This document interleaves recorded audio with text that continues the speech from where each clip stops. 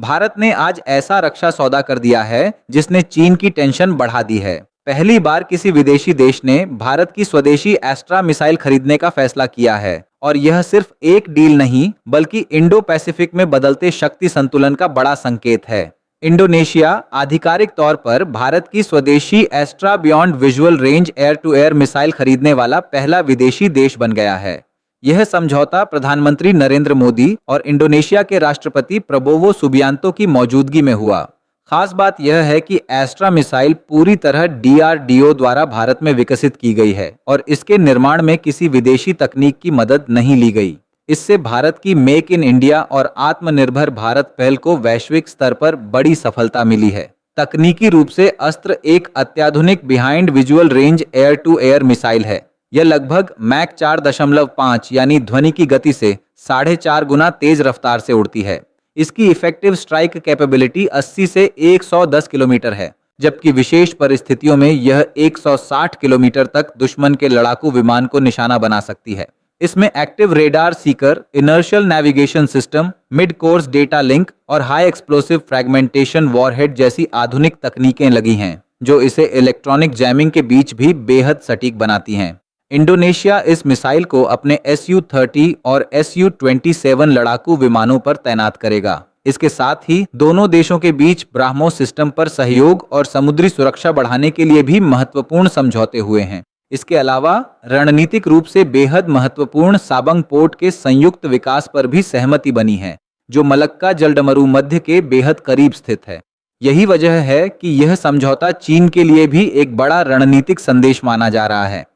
Malacca जलडमरू मध्य से चीन के लगभग 75 से 80% तेल आयात गुजरते हैं।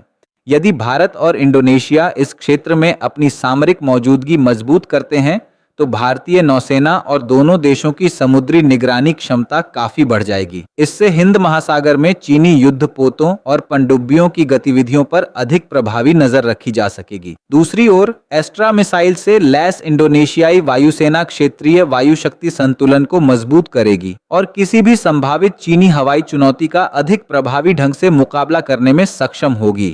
कुल मिलाकर यह समझौता भारत के रक्षा निर्यात, स्वदेशी मिसाइल तकनीक और इंडो पैसिफिक में रणनीतिक संतुलन के लिए एक बड़ा गेम चेंजर साबित हो सकता है।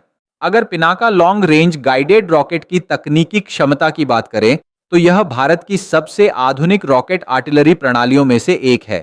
इस नए लॉन्ग रेंज गाइडेड रॉकेट की अधिकतम मारक क्षमता 120 किलोमीटर है, जबकि हाल ही में डीआरडीओ ने इसका 60 किलोमीटर की न्यूनतम दूरी पर भी सफल परीक्षण किया है। दरअसल किसी लंबी दूरी के रॉकेट के लिए कम दूरी पर भी उतनी ही सटीकता से हमला करना एक बड़ी तकनीकी चुनौती होती है। 120 किलोमीटर तक जाने वाला रॉकेट जब केवल 60 किलोमीटर पर लक्ष्य भेदता है तो उसे अपनी गति नियंत्रित करनी पड़ती है। उड़ान के दौरान कई विशेष मैन्यूवर करने पड़ते हैं और फिर बिल्कुल सही कोण से लक्ष्य पर गिरना पड़ता है। इस परीक्षण ने साबित कर दिया कि पिनाका पूरे 60 से 120 किलोमीटर के दायरे में समान सटीकता से हमला कर सकता है। इसका मतलब है कि यही रॉकेट 60 से 120 किलोमीटर के बीच किसी भी लक्ष्य पर सटीक हमला कर सकता है। पिनाका LRGR को GPS, इनर्टियल नेविगेशन सिस्टम और अत्याधुनिक गाइडेंस सिस्टम से लैस किया गया है, जिससे यह उड़ान के दौरान अपना रास्ता स्वयं सुधारते हुए लक्ष्य को बेहद सटीकता से भेदता है।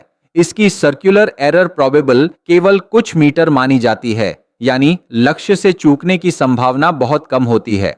इस रॉकेट की एक और बड़ी खासियत यह है कि इसे मौजूदा Pinaka multi barrel rocket launcher से ही दागा जा सकता है, यानी भारतीय सेना को नई लॉन्चिंग प्रणाली खरीदने की आवश्यकता नहीं होगी।